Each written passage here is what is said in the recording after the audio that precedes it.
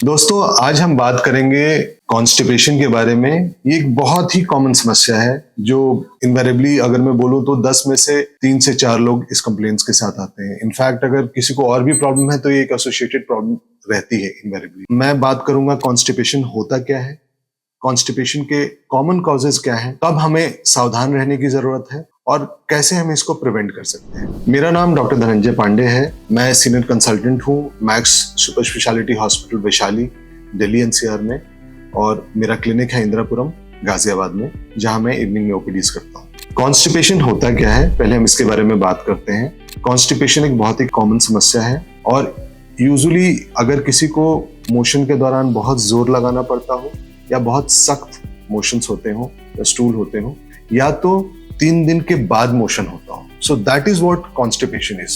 अगर किसी को 1 दिन या 2 दिन के गैप पे हो रहा है या बार बार मोशन जाना पड़ रहा है, एक फीलिंग है कि इनकम्प्लीट इवैक्यूएशन या फिर लगता है कि नहीं अर्ज टू डिफिकेट, बार बार मोशन जाना पड़े, that is not constipation. Medical terms में उसको कॉन्स्टिपेशन नहीं बोलते। So constipation, hard stools, excess straining and frequency that is more than 3 days के बाद, 3 दिन के अगर अंदर हो रहा है आपको, so that is not constipation. What are the common causes of constipation? सबसे पहले तो dietary intake is very important. Fluid intake आपका एडिक्वेट होना चाहिए।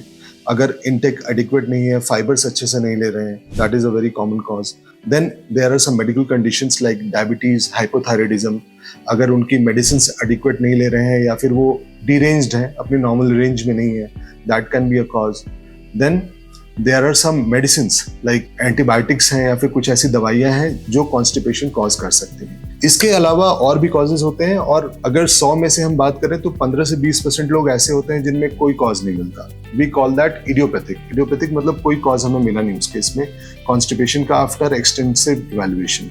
यूजुअली वो एल्डरलीज में ज्यादा होता है और उसमें हम ये मान के चलते हैं कि उनकी आंतें थोड़ी कमजोर है। नाउ कॉन्स्टिपेशन में स्ट्रेनिंग, फ्रीक्वेंसी, ये सारी चीजें भी होती हैं, तो होती ही हैं, पर साथ में कभी कभी अगर कॉन्स्टिपेशन सीवियर होने लगता है तो pain is also associated. Abdominal pains भी लोगों को प्रॉब्लम्स होती है। नाउ हमें सावधान कब रहना चाहिए, क्या क्या कंडीशंस हैं जब हमें ज्यादा कॉशियस रहने की जरूरत है और कॉन्स्टिपेशन नीड्स इवैल्यूएशन। सो अगर किसी को सडन ऑनसेट ऑफ कॉन्स्टिपेशन है, ऑल ऑफ सडन लाइक उसकी बाउल हैबिट्स रेगुलर है बट पिछले 1-1.5 महीने से अचानक से कॉन्स्टिपेशन होने लगे, किसी की एल्डरली मेल्स या फीमेल्स में जैसे 50-60 की एज के बाद अगर कॉन्स्टिपेशन शुरू होता हो, कॉन्स्टिपेशन के साथ साथ वजन कम हो रहा है या भूख कम लग रही है या तो मोशन में या स्टूल में ब्लड आ रहा है या फिर कुछ और चीजें आ रही हैं जो कि नॉर्मल नहीं है।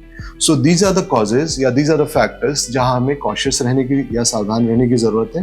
And constipation definitely needs an evaluation. अब अगर ये सारी चीजें हैं, मतलब if constipation is associated with these problems, तो एक बार जरूर किसी भी सर्जन या गैस्ट्रोएंटरोलॉजिस्ट से इसका इवैल्यूएशन होना चाहिए। कितनी बार clinically we examine, we see a lot of blood parameters, जैसा कि मैंने बताया थायराइड या शुगर या बाकी चीजें, कोई मेडिसिन आप ऐसी ले रहे हैं जो हम कॉन्स्टिपेशन कॉज कर रही हैं, then we can stop and then look at those things. Apart from that, कभी कभी हमें evaluation in the form of endoscopy जैसे colonoscopy या sigmoidoscopy की जरूरत पड़ती है, just to rule out any other causes that can be dangerous. कभी कभी अगर ये सारी चीजें नहीं मिलती हैं तो हमें motility disorders भी rule out करना पड़ता है, उसके लिए भी इवैल्यूएशन की जरूरत होती है। अब हम कॉन्स्टिपेशन को प्रिवेंट कैसे करें, क्या क्या चीजें हम प्रिकॉशंस ले सकते हैं ताकि हमें कॉन्स्टिपेशन ना हो। तो सबसे पहले खाने पे ध्यान दें, लिक्विड का इंटेक एडिक्वेट रखें, दिन में 3 से 4 litre fluid intake, specially summers में थोड़ा और we can increase the fluid intake. So apart from fluid intake, fibre intake भी हमारा एडिक्वेट होना चाहिए। हमारे खाने में एडिक्वेट मात्रा में सैलेड्स और ग्रीन वेजिटेबल्स और फ्रूट्स होने चाहिए। अगर कोई फाइबर्स एडिक्वेटली नहीं ले पा रहा है तो that can be increase in the form of some fruit, specially apple या बनाना या पपाया, ये सारी फ्रूट्स हैं जिसमें फाइबर्स थोड़ी सी ज्यादा होती हैं, तो ये हम कंजम्पशन बढ़ा सकते हैं। इसके अलावा हम नट्स ले सकते हैं, जैसे बादाम हो गई, मूंगफली हो गई, ये सारी चीजें ले सकते हैं। Rajma, chole,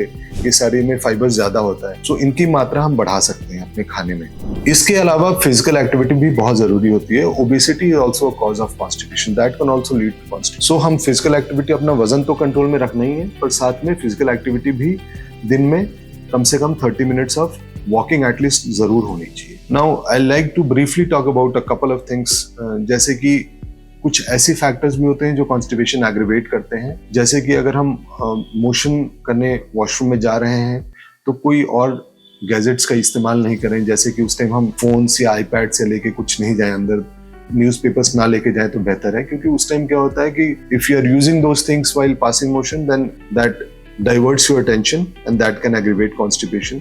At the same time, अगर किसी को constipation है and और नहीं भी है, पर if किसी को urge है motion pass करने का, तो उसी टाइम motion pass करें, उसको डिले नहीं करें, रोके नहीं, because these factors lead to increased constipation. एक और टॉपिक के बारे में मैं स्पेशली बात करना चाहूंगा, constipation in children. आज की डेट में थोड़ा सा increased फ्रीक्वेंसी देखी जा रही है बच्चों में भी कॉन्स्टिपेशन की।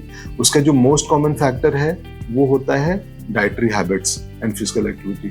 सो हमें स्पेशली ध्यान देना है बच्चों की हैबिट्स पे, जंक फूड अवॉइड करें और लिक्विड्स का इंटेक एडिक्वेट रखें, और physical activity is equally important, right. Apart from that, अगर कोई उससे भी ज़्यादा छोटा बच्चा है तो उसमें एक और चीज़ का ध्यान देगा, अगर मिल्क प्रोडक्ट्स कुछ चेंजेस की गई है डाइट में या फिर मिल्क प्रोडक्ट्स कुछ नया शुरू किया गया है तो कुछ दिनों के लिए उसको स्टॉप कर दें, कुछ दिनों के लिए रोक दें दूध दही को। प्रॉब्ली उसके वो भी एक कारण हो सकता है। अगर इसके बाद भी रिजॉल्व नहीं होता है तो डेफिनेटली इसका इवैल्यूएशन की जरूरत है। Thank you.